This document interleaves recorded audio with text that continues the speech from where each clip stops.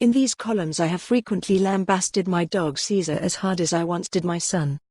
Somehow, I salvaged a relationship with Pierce after promising to leave him alone in print. Damn.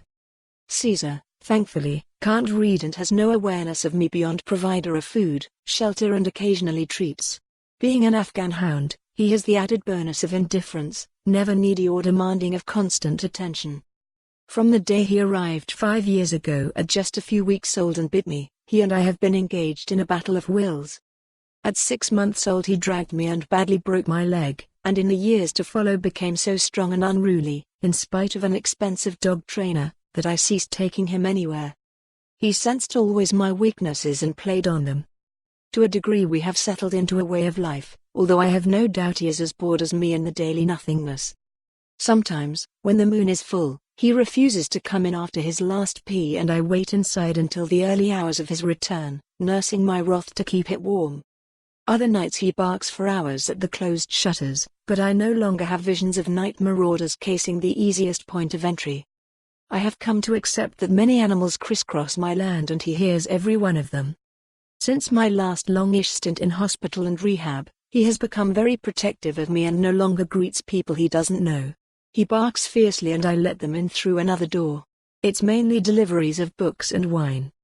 But did I ever ascribe empathy to him? The idea was laughable. Never. Until last week. To keep oxygen circulating as well as it can in my body, I am ordered to exercise daily, walk or treadmill, eat regularly, particularly protein, and drink at least 2 liters of water a day. To be honest, I have observed little of the 3 commandments for months for a variety of reasons. And so, little wonder, I fell again reaching for a dropped e-cig as I stood by the table.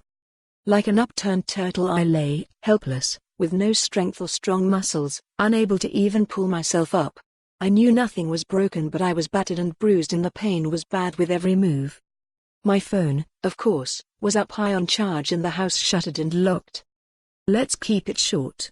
I was on the tiles from 9 p.m. to around 5 p.m. the next day, every so often shuffling to something that might help me rise. Finally, I got to the stairs and its curved bar and with a lot of yelling and use of the steps, yanked myself upright grabbing the old crutch which was still there from the broken knee. Now, the point of this is not another example of the old girl falling to pieces bit by bit before your eyes. In fact, I wasn't going to tell but I had to, in a sense, to rehabilitate Cesar. Throughout those hours for more on this story, visit the news article link.